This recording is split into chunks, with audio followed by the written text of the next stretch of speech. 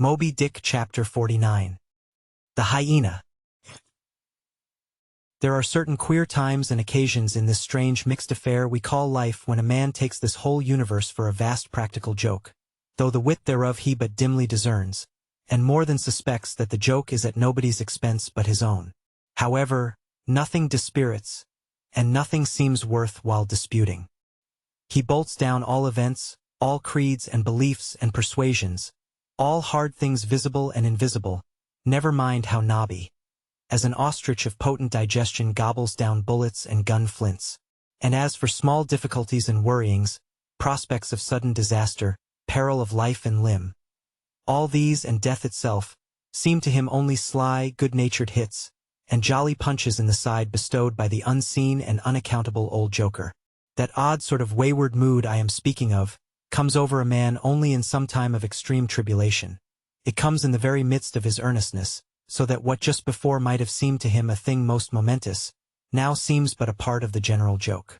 There is nothing like the perils of whaling to breed this free and easy sort of genial, desperado philosophy, and with it I now regarded this whole voyage of the Pequod, and the great white whale its object.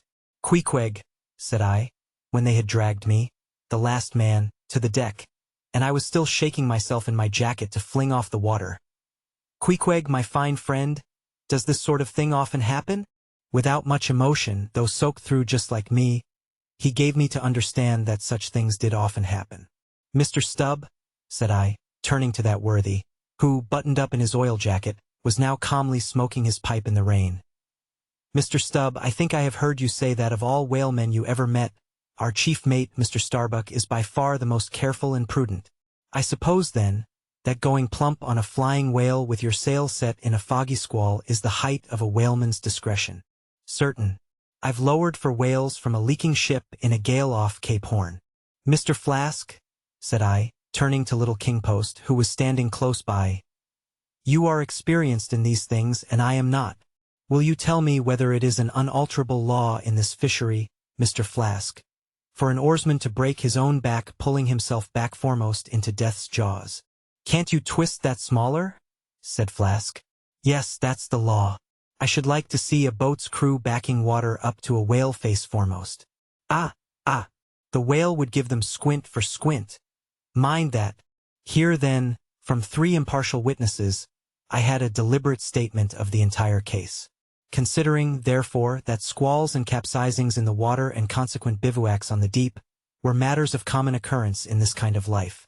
Considering that at the superlatively critical instant of going on to the whale I must resign my life into the hands of him who steered the boat, oftentimes a fellow who at that very moment is in his impetuousness upon the point of scuttling the craft with his own frantic stampings.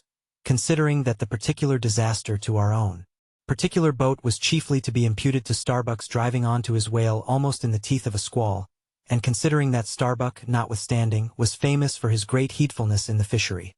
Considering that I belonged to this uncommonly prudent Starbuck's boat, and finally considering in what a devil's chase I was implicated, touching the white whale.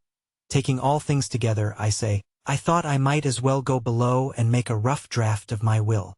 "Queequeg," said I, "come along, you shall be my lawyer, executor and legatee."